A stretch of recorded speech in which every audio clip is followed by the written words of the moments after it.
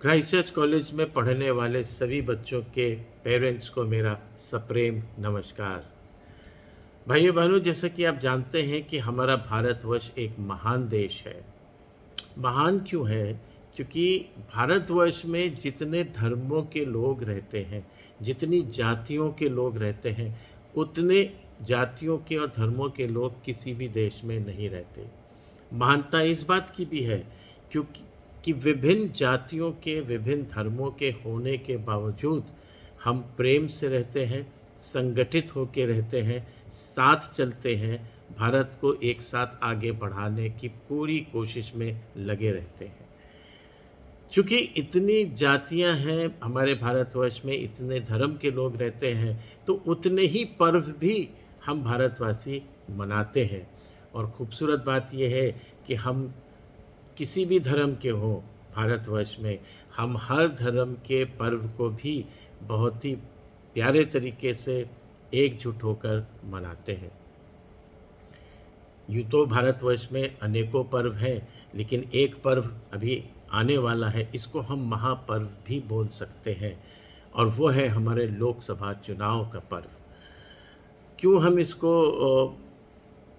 इस पर्व को हम उतना ही इम्पोर्टेंट बल्कि महापर्व की इसको संज्ञा देते हैं, क्योंकि बाकी जितने भी हमारे धर्मों के पर्व हैं वो हमें स्पिरिचुअली स्ट्रॉन्ग करते हैं, स्पिरिचुअली बांधते हैं। और जब हम स्पिरिचुअली बनते हैं और जब हम ईश्वर की सामर्थ्य से, उसकी ताकत से एक होके अपने देश के लिए काम करते हैं, तो हमारा देश उन्नति करता है। तो ये जो लोकसभा चुनाव पर्व है, इसको हम महापर्व इसलिए भी कहते हैं क्योंकि इस पर्व में हम और आप सरकार चुनते हैं, अपने इस अधिकार का हम प्रयोग करते हैं कि हमें एक अच्छी, एक मजबूत, एक ईमानदार, एक काम करने वाली सरकार मिले।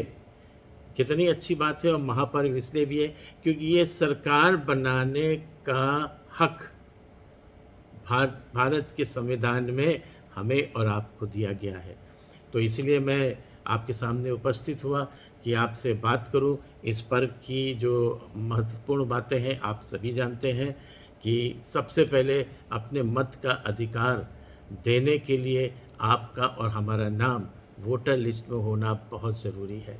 और हमारे लखनऊ में जो चुनाव होंगे वो 20 मई को होंगे, और ये सबसे बड़ी इम्पॉर्टेंट बात है कि हमें ये ज़रूर से अभी से देख लेना है कि क्या हमारा नाम वोटर लिस्ट में है और हमारे वोट का, हमारी बूथ संख्या जो है वो वही है जो पिछले लोकसभा चुनाव में थी, या चेंज हो गई, या नाम ही नहीं है।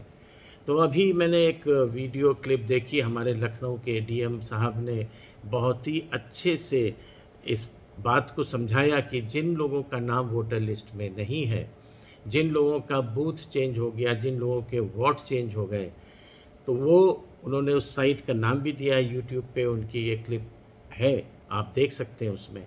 और आप और हम इस बात को बिल्कुल सुनिश्चित कर लें कि हमारा नाम वोटर लिस्ट में हो। यदि कोई चेंज है तो हम 20 तारीख से पहले, अभी समय है कि हम चेंज कर लें।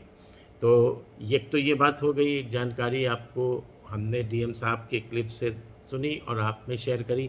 आप अपने और रिश्तेदारों में, अपने दोस्तों में शेयर करें इस बात को ज़रूर से। जैसा मैंने कहा, ये महापर्व है और हम और आप इसमें बहुत ही महत्वपूर्ण हैं। तो हमारी ड्यूटी भी बनती है कि हमारे पड़ोस में, हमारे दोस्तों में, हमारे रिश्तेदारों में जिनका नाम वोटर लिस्ट में नहीं है, जिनको शायद ये जानकारी भी नहीं है कि क्या ऐसी कोई साइट इलेक्शन कमीशन ने दी है, कि हम उसमें जाके और अपनी इस समस्या का समाधान करें।